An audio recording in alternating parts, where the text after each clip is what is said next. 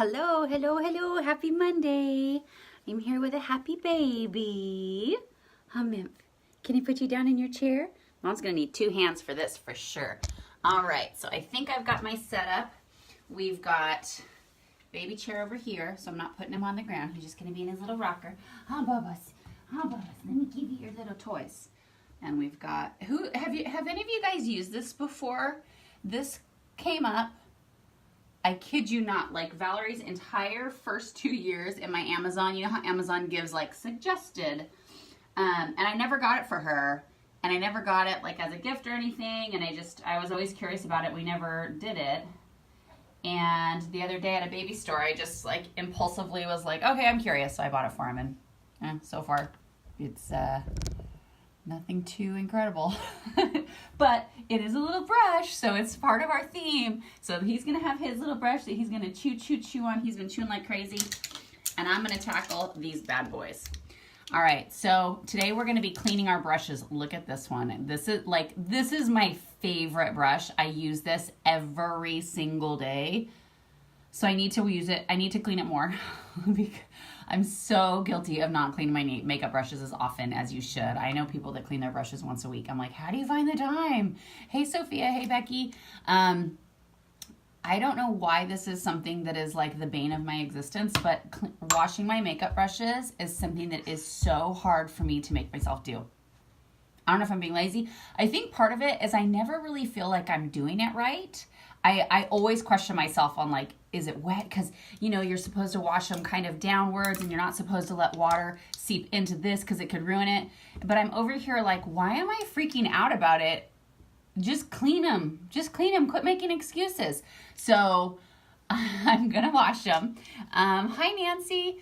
You know, it really depends. I mean, I think once a week is a little excessive, but if you're using a ton of makeup, I mean, the reason why is our dead skin cells are getting on here, our bacteria is breeding in here, we're transferring bacteria from our skin to our makeup, back to our skin, you know, when you're using powder. So it does make sense that we should clean it. Like, I wouldn't use the same, you know, face towel that often without washing it. So really, I would say on a long span, once a month, but if you can make yourself do it once a week or once every other week, I think that that's probably ideal.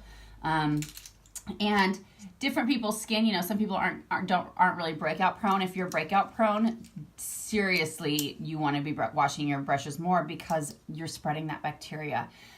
So the two favorite amongst all my beauty counter friends, but a lot of my friends that are makeup artists that have started to switch over their kits to Safer are also using these.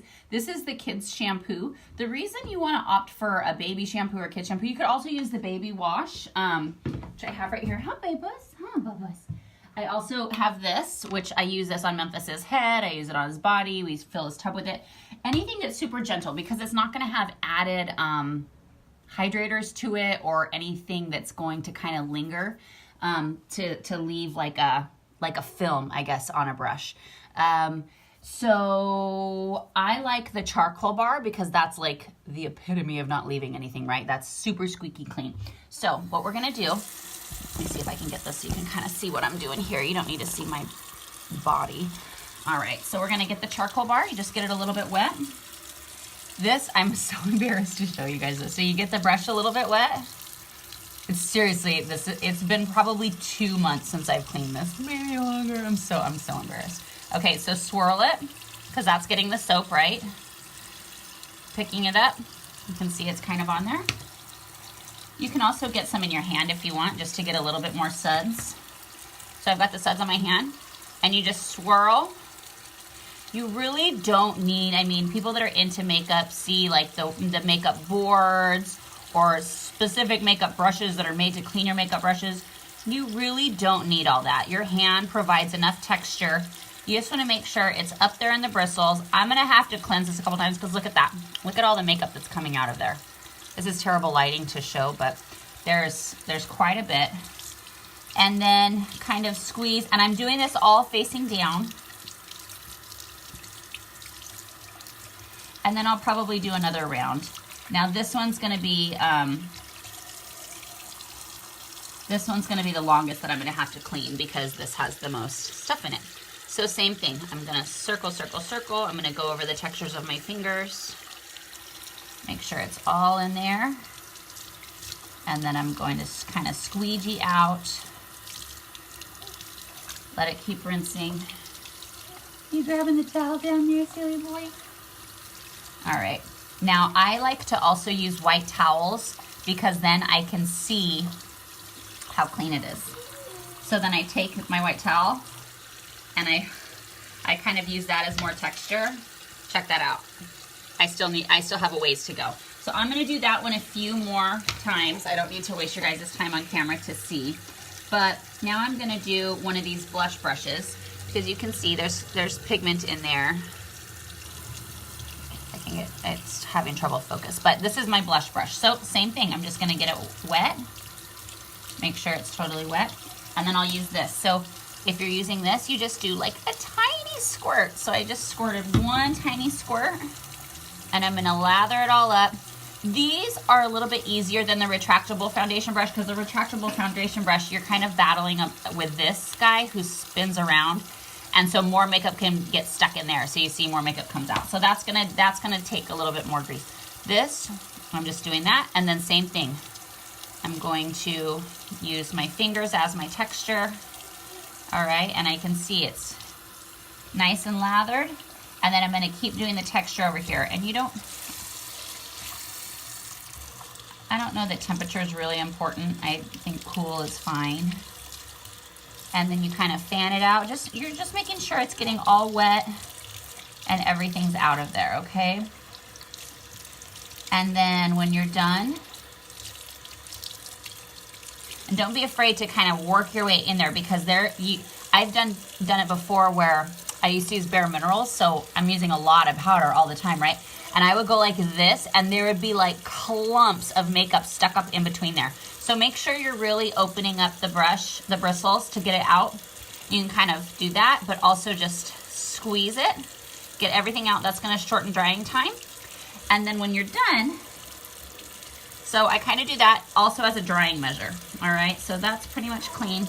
But the other thing that I like to do is I have a towel rolled up so that this is gonna be my little drying place.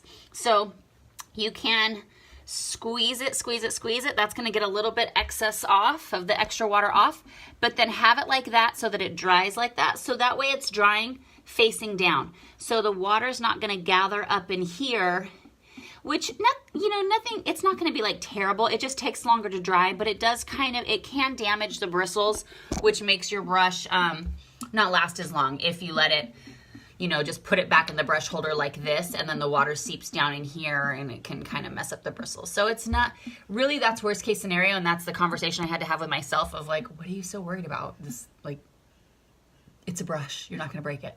So having it dry like that just allows it. And then this, like I said, I'm gonna wash it again, but that's the same thing. I would have that dry like that as well. Oh my gosh, look, like this is out of control, the amount of foundation that I have on here. But it shows, I love this brush, you guys. I cannot live without this brush.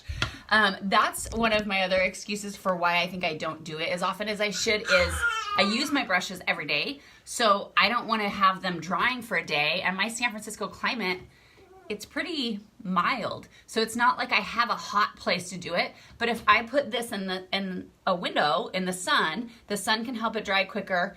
And then as it's drying like that, it's kind of like allowing the water to drip out. So I really should not be listening to all of my own excuses, and I should be drying my brushes. So I think that's pretty much it, you guys. If you have any other questions, totally let me know. Yeah, I like the towel rolled idea too. I was like, I've never thought of that before. I saw it on somebody else's video a couple weeks ago, and I thought, oh, great for Makeup Monday. So my favorite is a charcoal bar. But again, any super gentle, mild shampoo is going to work.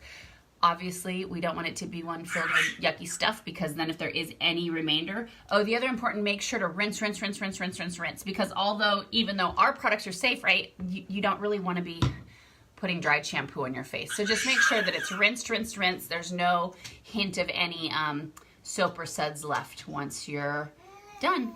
Okay, and I will go through and I'm going to make myself do this. I'm going to do it for all of these.